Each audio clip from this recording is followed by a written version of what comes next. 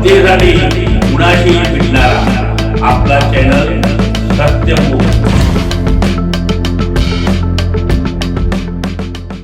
इचलकरंजी येथील राजपुरोहित समाजाची बैठक नुकतीच संपन्न झाली। या बैठकीत एकमताने प्रवीणसिंह चुन्नीलाल राजपुरोहित यांच्या अध्यक्षपदी निवड करण्यात आली, तर उपाध्यक्ष म्हणून उत्तमसिंह मॉपसिंह राजपुरोहित व कोषाध्यक्षपदी टिकमसिंह मानसिंह राजपुरोहित यांची निवड करण्यात आली।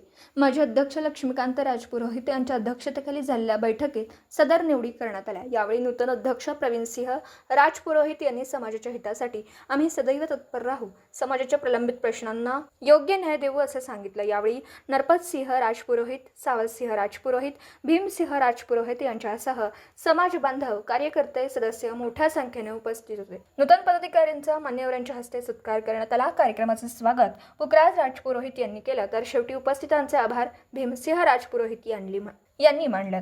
सत्यमुख प्रतिनिधी गुमानसिंह राजपुरोहित, इचलकरंजी। जनतेसाठी कुणाशीही भेटणारा आपला सत्यमुख। लाईक करा, शेअर करा आणि बेल आयकॉन ऑन करा। मित्रांनो, विसरू नका।